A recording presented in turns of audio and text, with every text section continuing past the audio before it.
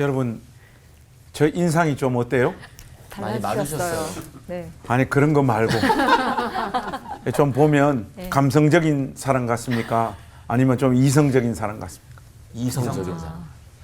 감성적인. 사실은 둘 다 있어요. 둘 다 있는데, 근데 저는 이제 전형적인 의심 많은 도마형입니다. 누가 뭐 기적이다, 이 초자연적인 어떤 역사가 기도를 통해서 이렇게 나타났다 해도 저는 잘 안 믿어요. 안 믿는다기보다도 저거는 다른 이유와 원인에서도 얼마든지 일어날 수 있는 거 아닌가. 이런 사고가 발달되어 있고 그런 쪽으로 이렇게 생각의 흐름이 주로 이렇게 흘러가는 사람입니다. 이렇게 저의 어떤 사고가 형성된 것은 아마도 태생적인 저의 삶의 조건, 그것을 벗어나는 어떤 뭐 운이 있고 재수가 있고 말로 다 설명할 수 없는 어떤 은혜의 역사들이 저 상 가운데 별로 없었기 때문에 이런 식으로 사고하고 생각하는 경향들이 더 강화되어졌던 것 같아요. 그게 솔직히 말해가지고 접니다. 그런데 이제 하나님 말씀을 펼쳐서 보니까 앞에서 우리 두 목사님께서 기적이 무엇인지에 대해서 우리에게 말씀해 주셨듯이 신구약 성경에는 정말로 말로 설명할 수 없는, 우리의 이성적인 사고로 수용할 수 없는 정말 놀라운 기적들이 굉장히 많이 기록되어져 있잖아요. 신약 성경만 보더라도 물을 포도주로 만드시는 가나 혼인잔치의 이적의 역사부터 시작을 해가지고 얼마나 많은 기적들이 나와 있습니까? 그리고 또 그런 기록들을 보고 주님의 몸된 교회 안에 있는 우리 권속들이 자기 삶에도 역사하신 하나님을 노래하고 간증하는 일들이 교회 안에는 참 많잖아요. 그래서 저는 늘 고민이었어요. 왜 내 삶에는 한 번도 안 일어나는 이런 기적들이 성경에는 저렇게 많이 기록되어져 있고 나와 같은 시간과 공간을 통과하고 있는 교회 권속들의 삶에는 저렇게 많은 기적들이 나타날까? 내 신앙에 무슨 문제가 있는 것은 아닐까? 하는 이런 갈등들과 고민들이 저는 신앙생활을 하는 내내 저의 마음에서 떠난 적이 없었어요. 그러면서 이제 신학 공부를 하고 또 목회자가 돼서 하나님 말씀을 전하고 성경을 이렇게 더 깊이 살펴보면서 제가 확신하게 된 게 있어요. 뭐 성경에 많은 기적들이 있지만 그 모든 것들 중에 기적의 정점은 예수님의 십자가 사건이라고 저는 생각을 해요. 예수님의 십자가 사건이 기적이라고 하는 것이 딴 것이 아니라 그 십자가를 맞이하실 때 우리 주님께서 이 잔을 할만하시거든 나에게서 거두어 주십시오. 피해가게 해 주십시오. 그렇게 하나님 앞에 간절히 기도합니다. 그런데 하나님께서는 예수님의 그 기도를 외면하시죠. 그런데 우리 주님께서는 자신의 그 간절한 기도가 외면받는 순간에서조차도 자신의 영혼을 하나님 앞에 의탁하잖아요. 하나님이 그 어떤 역사와 기적과 돌보심으로 함께하지 않는 그 순간에서조차도 하나님을 향해서 가지는 끝없는 그 신실함, 그 흔들리지 않는 그 믿음, 이것이 저는 우리 인간들에게 나타나는 가장 큰 기적의 역사라고 봐요. 일반적으로 사람들에게 있어서 끊임없이 어려움과 눈물과 고통들, 그리고 또 그 가운데서 하나님 앞에 간절히 메어 달림에도 불구하고 아무런 역사가 나타나지 않을 때 사람들은 대부분 다 흔들리고 자기가 가지고 있었던 신앙의 체계가 휘청휘청하죠. 그리고 전통적으로 자기가 가지고 있었던 기독교 신앙의 문법으로 자기의 삶이 해석되어지지 않는 그 현실 앞에 무너지지 않는 사람들이 거의 없습니다. 그런데 우리 주님께서 지금 보여주시는 이 모습은 가장 결정적인 순간에 하나님이 자신을 외면함에도 불구하고 하나님을 향한 신실함을 끝까지 유지하는 이 모습, 이것보다 더 큰 기적이 어디 있겠는가 저는 그렇게 생각을 해요.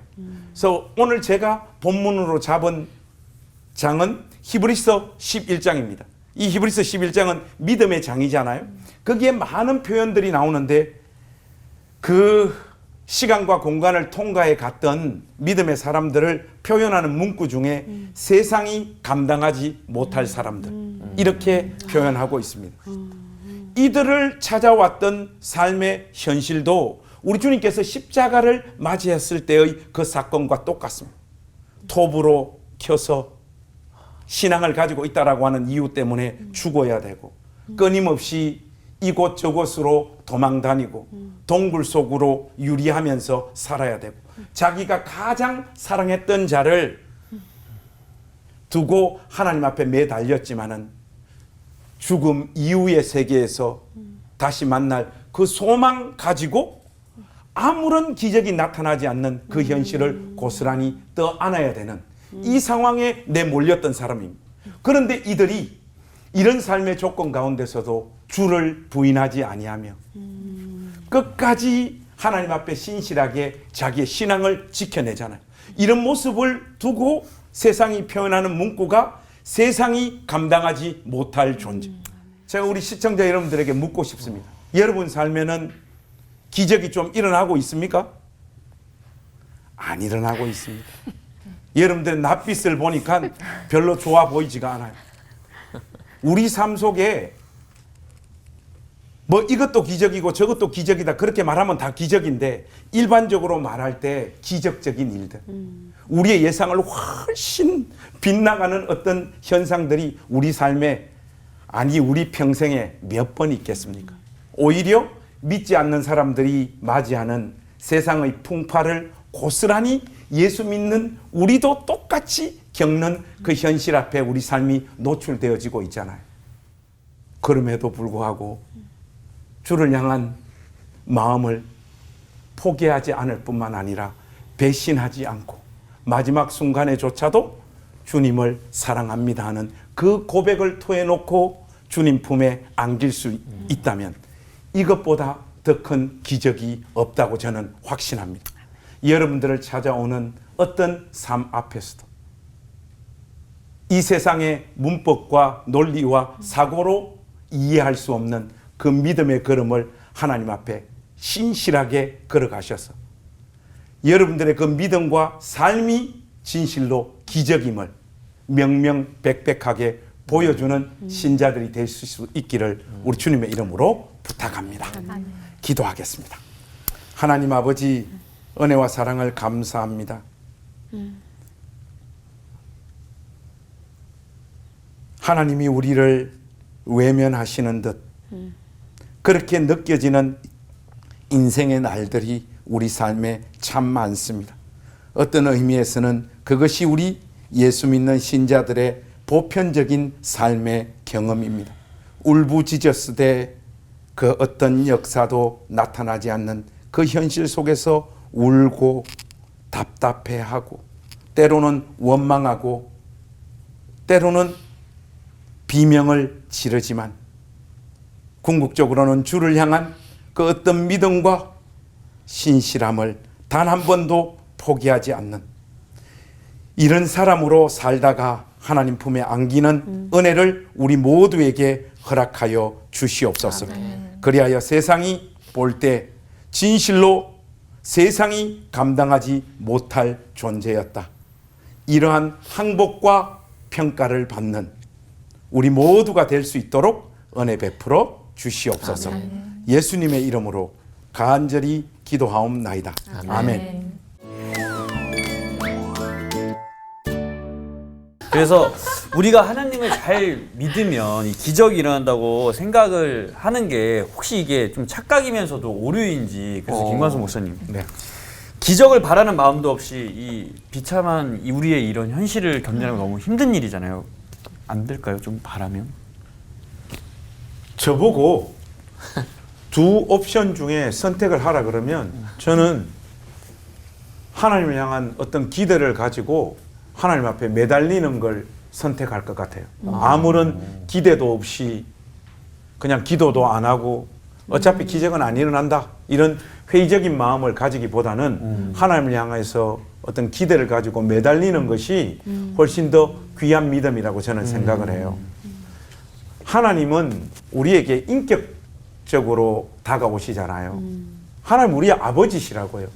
이걸 어떻게 설명해야 될지 모르겠는데 하나님이 인격적이시고 우리의 아버지시라는 것은 그 앞에 나아가 가지고 땡깡도 부리고 말도 안 되는 요구도 할 수 있고